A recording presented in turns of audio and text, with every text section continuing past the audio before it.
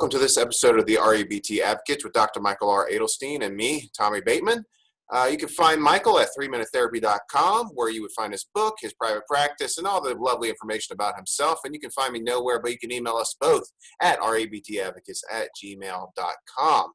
Today we are taking a viewer email, which I loved, and I wanted to talk about it sooner. And I'm sorry we didn't talk about it earlier. My fault, guys. Talking about anger. But before we get started, Michael, do you have anything you want to say? Oh, yeah. Thanks, Tommy. Thanks for the introduction. And I'll just add to that. I'm Dr. Michael Edelstein. I have 40 years experience helping people with life's challenges, of course, using rational emotive behavior therapy. And you can find out about my book and my practice below in the description. Thanks, Tommy. So we got a nice email from Ben. Thank you, Ben, for asking a question, and it's about workplace anger. Yeah. And he starts, go on, Tommy. Okay. I was going to go ahead and read it for us. I have it pulled up here. Michael, are you ready?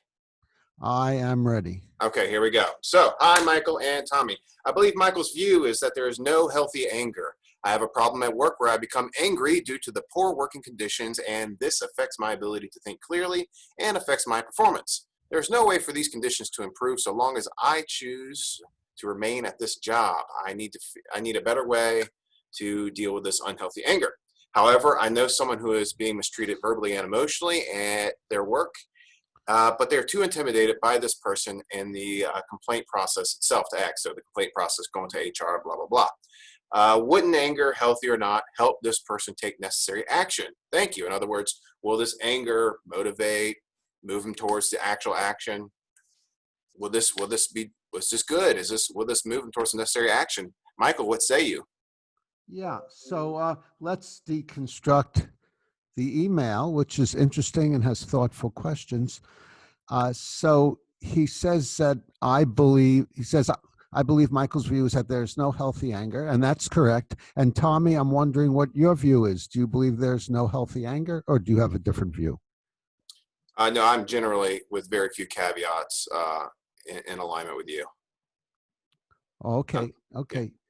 Very good. And then on the subject of healthy anger, as long as Ben brought it up, there are two ideas of anger out there. One is the REBT view, which is anger comes from a demand, a must or a should. You must treat me well, and if you don't, you're a rotten person. And that leads to anger, resentment, hostility. But there's another view of anger, which comes from many other therapists who write about anger, and it comes from CBT, also cognitive behavior therapy, and that is there is healthy anger, but what they mean by healthy anger is passionate preferences. You can be passionate without having self-defeating anger, and we call that assertiveness.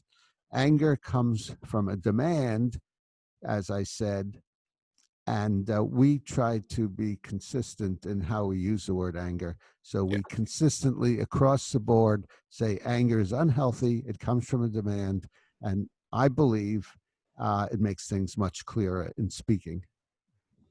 Yeah, absolutely. There's nothing, I think, necessarily inherently wrong with being assertive or aggressive about something that you're passionate about. And some people will look at that and maybe see your cut eyes and your determination and say, oh, that man's mad about something. He's righteously angry about something. But see, all these words kind of melt together. So in the REBT sense, we like to be very, very precise with what we're trying to say. And in this case, we're going to say there is no healthy anger. However, there are times that emotion that looks like anger to an outside observer would be appropriate. Michael, does that sound like a healthy summarization? Yeah, I agree with that. And there are two examples of what you just said. One is where someone is very passionate and other people interpret it as anger, because in passion you may raise your voice, you may speak more loudly, you may sound more convinced and things like that. So it's hard to tell whether someone else is angry. But if you want to know, ask them. Yeah.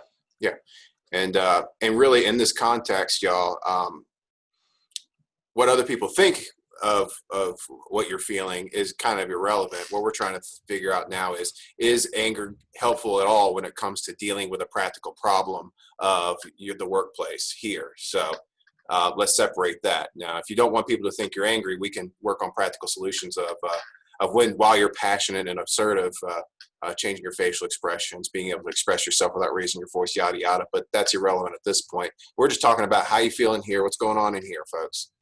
Yeah. Go ahead. Good point. Good clarification. So then Ben says, I become angry due to the poor working conditions. Now, unfortunately, that's a fundamental error. It's never situations themselves that could make you angry or disturb you, but rather it's always our thinking about situations. So some people may be at work and recognize poor working conditions and not get angry. They might just be thankful they have a job. Yep. So different people have different views. So it's always your view that causes your emotion, causes your anger. So that's really important to understand. Mhm. Then he says, this affects my ability to think clearly and affect my performance. Exactly. I'm glad you said that, Ben, because that's one of the main problems with anger. It interferes with your ability to think clearly and it affects your performance negatively. And that's a good reason, among others, not to make yourself angry. Yeah, that's the main thing. I always like to have people imagine a kind of a kung fu master, right? Think of that stereotypical archetype there, whatever way of putting it. The kung fu master is always very calm and very collected, but he's able to handle business in a very aggressive and assertive way. But it's not like has inner peace up here. Meanwhile, he's causing absolute chaos on the outside for the other people he's handling, right? So think of the kung fu master, Master Shifu, as he's calmly dispatching his enemies. So if you were angry, he would probably mess up because his judgment would cloud it, and then everybody else would be getting beat up, right? That's a fun way to put it for me. Yeah, exactly. I think that's a very good illustration. That's, Although in our case, since we're not kung fu masters, most of us anyway, we're not going for being calm and peaceful or feeling peaceful, but rather feeling passionate if you're passionately unhappy about something. So you're not so calm, and that's fine. Passion comes from strong, passionate preferences.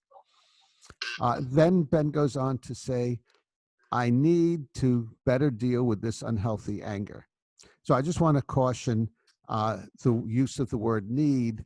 The REBT lingo is need means a dire necessity, and dire necessities are absolutes. They lead to emotional disturbance. So if you want to be semantically accurate, then a better way to phrase this is, I strongly desire a better way to deal with this unhealthy anger.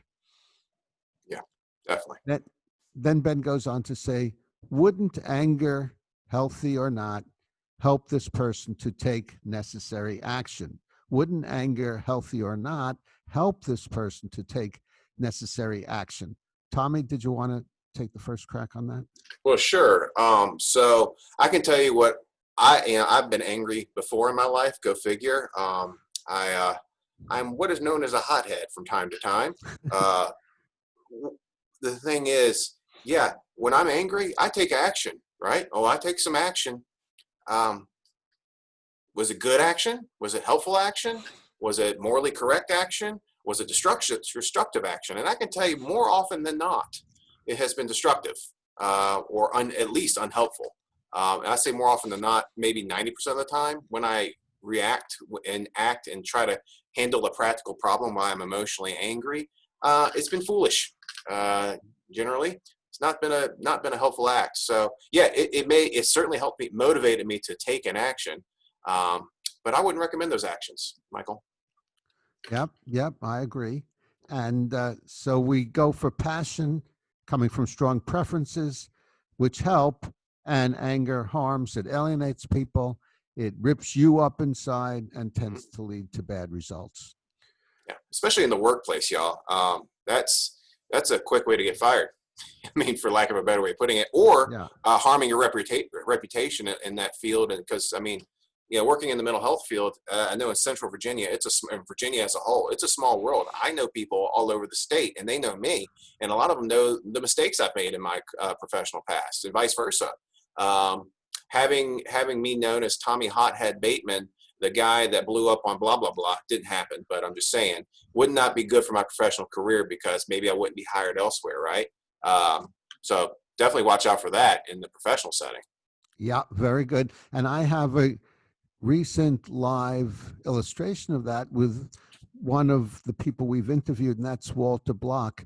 Are you Hmm. familiar with the Walter Block caper, Tommy? Yeah, they're trying to get him fired at Loyola. Yeah, exactly. What happened is Walter Block is an economics professor at Loyola, and students were trying to get him fired, and he was treated unfairly at his university. And rather than getting angry at the administration there, he was very nice. He was very complimentary to them and positive. And just the other day, he got an email from the administration saying that they're on his side. They think all different views should be aired.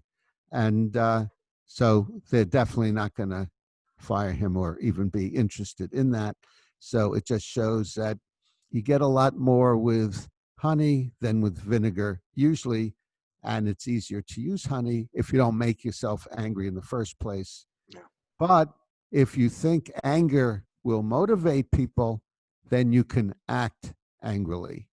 Hmm. So Yeah. it doesn't, we don't rule out acting as long as you don't eat yourself up inside, give yourself high blood pressure, and cause all kinds of havoc for yourself. Yeah, in this political climate, I'm sure there are plenty of actors on the stage that cut their eye, shake their fist, and really get the people going for their own practical ends. And perhaps they're just calm and collected on the inside, maybe even sociopathically. So REBT takes no moral position on manipulating others with acting with a facade of anger. But we're not saying that. We're talking about what's going on in here. Yeah, I had a question about anger and faking it or actually feeling it. And it has to do with theatrical acting. You've done some acting, haven't you, Tommy? Oh yeah, that was my Great. undergrad major. Oh, wonderful. So you could probably answer this. When very good actors portray anger on Hmm. the stage or in a movie, do they make themselves angry with shoulds and musts in order to be genuine, or are they just acting that way and not feeling it? Well, it really depends on the actor, of course, but I mean, typically the training is like Stella Adler or Stanislavskis Method. Now, Stanislavskis Method is where you build a character from scratch and you answer every single like basic question, from what's their favorite color, even to what is their preferred food, what would they, and then you go for even more in depth.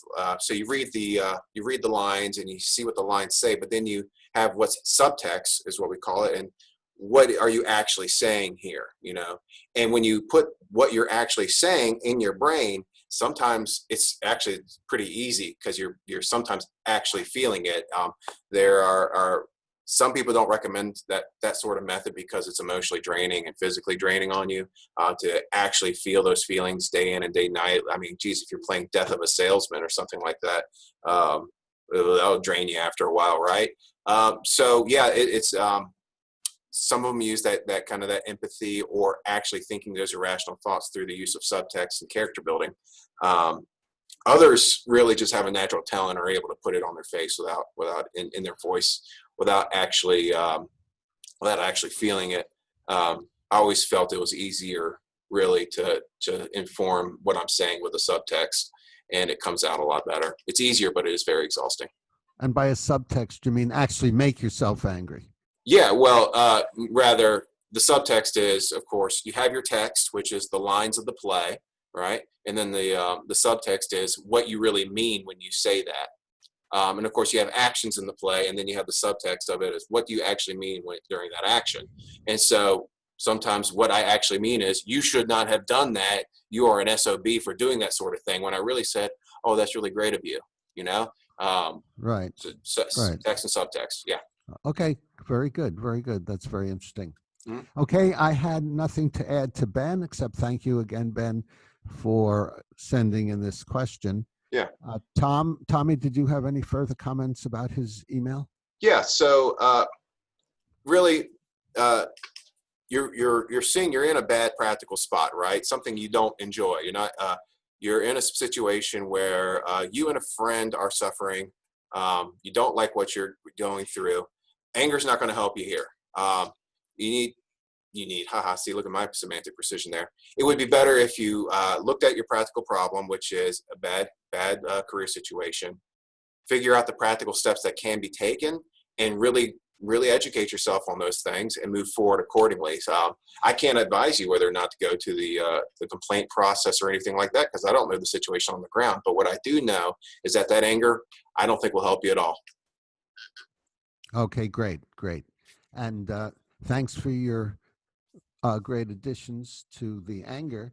And what I'd like to suggest is that you suggest subjects, volunteer, and comment below with questions, and support us on Patreon. If you like our episodes, give us a like and subscribe to the REBT Advocates to stay on the rational side of life.